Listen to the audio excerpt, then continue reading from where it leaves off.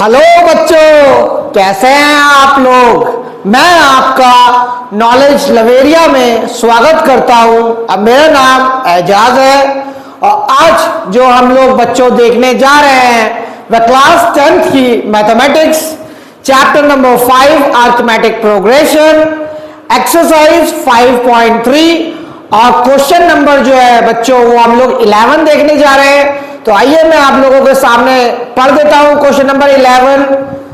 If the sum of first n term of an AP is 4n minus an square. देखो इसमें क्या दे रखा है, ये n टर्म जो है वो दे रखा है यहाँ पे। ये क्या है, ये सम है, ठीक है। अब हम लोगों को यहाँ पे क्या करना है, यहाँ पे हम लोगों को फर्स्ट टर्म निकालना है। यहाँ पे हम लोगों को what is the sum of first two term, यानी कि देखो समझा रहा हूं पहले क्या कहते हैं। पहले हम लोगों को क्या बोल रखा है, यहाँ पे हम लोगों को फर्स्ट टर्म निकालना है, a1 निकालना है और क्या करना है, सम ऑफ फर्स्ट और सेकंड टर्म यानी a1 और a2 भी निकालना है, ठीक है बच्चों। और सेकंड टर्म भी निकालना है, यानी सेकंड टर्म क्या हो गया, सेकंड टर्म जो है वो a2 हो गया। अच्छा देखो a1 जो होगा वो क्या होगा, जो मेरा a1 होगा वो क्या होगा, s1 भी होगा।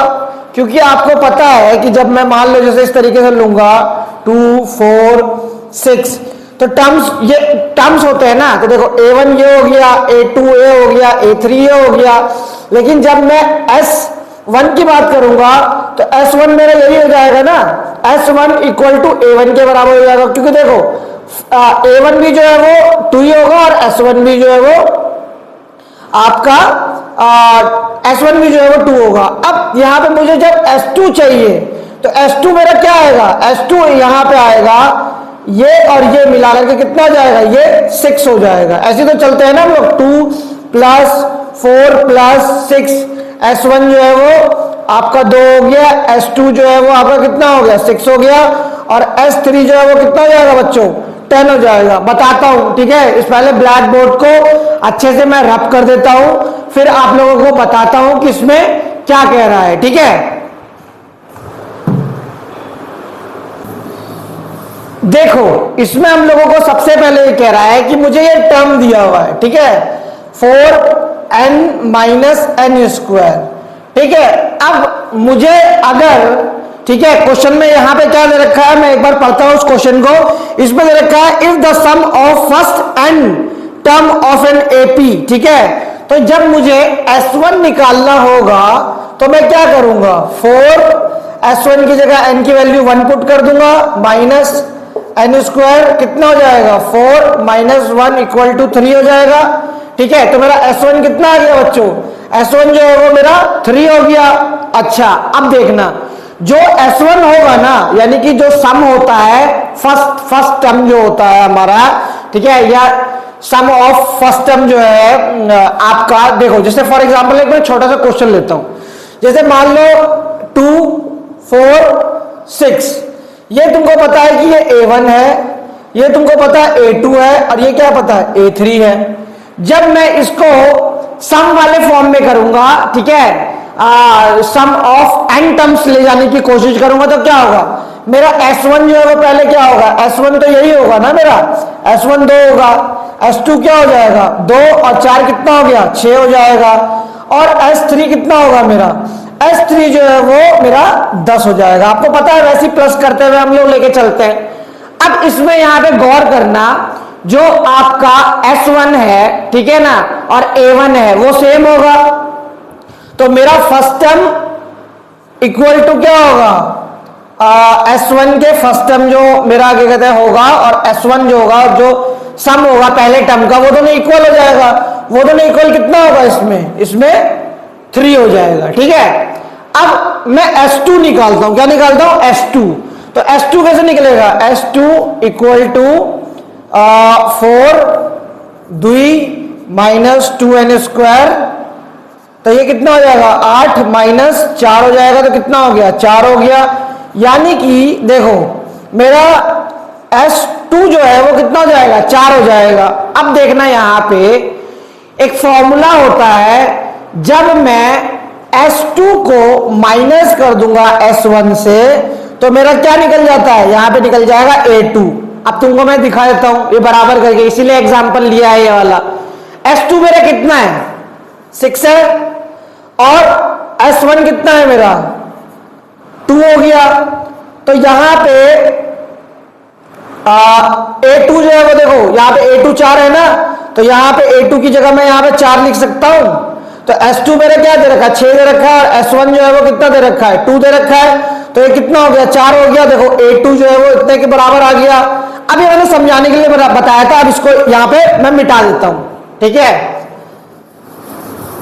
तो एक बात बताओ, जब मैंने इस क्वेश्चन का S1 निकाल लिया और S2 निकाल दिया, तो मैं A2 भी निकाल सकता हूं। A2 मेरा कैसे निकलेगा, S2 को S1 से माइनस कर दोगे तो 4 माइनस क्या हो जाएगा, 3 हो जाएगा।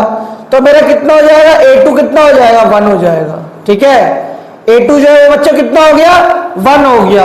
अच्छा, मैंने यहां पे S1 भी निकाल दिया, S2 भी निकाल दिया, A2 भी निकाल दिया, और A1 भी निकाल दिया। A1 मेरा क्या होगा, जो S1 की वैल्यू निकलेगी ना, वही जो है वो क्या होता है, वो A1 भी होता है, ठीक है। फर्स्ट टर्म और सम ऑफ फर्स्ट टर्म यहां पे दोनों इक्वल होगा, ठीक है। तो A1 मेरा कितना हो गया, यहाँ पे A1 जो है वो मेरा 3 हो गया, और A2 जो है वो मेरा कितना हो गया, ये 1 हो गया। अब जब ये चीज निकल जाएगी तो याद करो मैं क्या कर सकता हूं, यहां पर मैं D भी निकाल सकता हूं। क्यों, क्योंकि मैंने बताया था आप लोगों को, A2 से जब माइनस कर देते हैं A1 को तो कितना जाता है, तो 1 माइनस 3 इक्वल टू कितना हो जाएगा, -2, ठीक है। कॉमन डिफरेंस कितना आ गया मेरा, -2 आ गया। तो यहां पे मैंने क्या कहते हैं, जो कही चीज वो सारी निकाल दी, S1 भी निकाल दिया, S2 भी निकाल दिया, A2 भी निकाल के दिखा दिया, A1 जो है वो S1 के इक्वल होगा, मैंने यहाँ पे लिखा हुआ भी है, और मैंने कॉमन डिफरेंस भी निकाल दिया।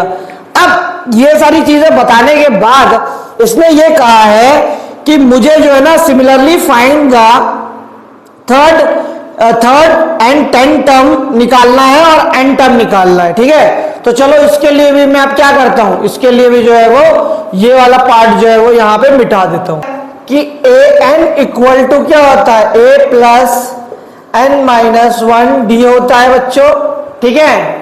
अब an तो मुझे अभी निकालना है n टर्म के लिए, बताऊंगा कैसे, ठीक है। तो an को वैसे ही रहने दो। फर्स्ट टर्म मेरा कितना है यहाँ पे, फर्स्ट टर्म मेरा जो है वो यहाँ पे फर्स्ट टर्म जो है वो 3 है, पॉजिटिव।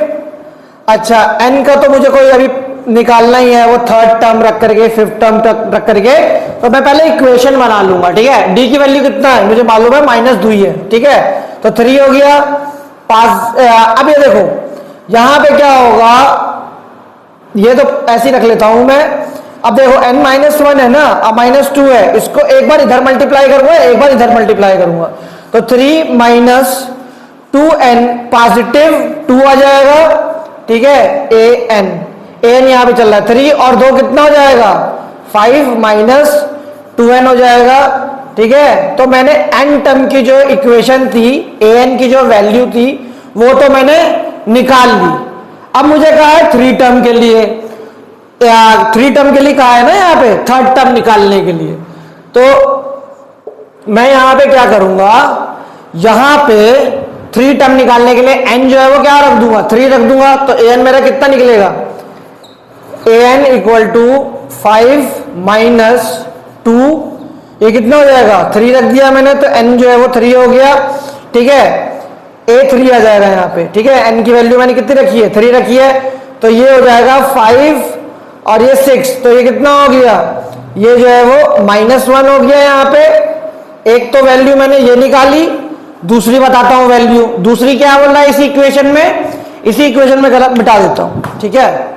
ये देख लो एक बार अच्छे से क्या कहते हैं, लिख लो, मैं मिटा रहा हूं इसको। फिर उसके बाद यहां पे क्या होगा, 10 टर्म निकालना है, तो वही इक्वेशन ऐसी रहने देना, 5 माइनस 2, यहां पे 10 टर्म जो है वो 10 बना देना। a10 की वैल्यू कितनी हो जाएगी, ये हो जाएगा आपका 5 माइनस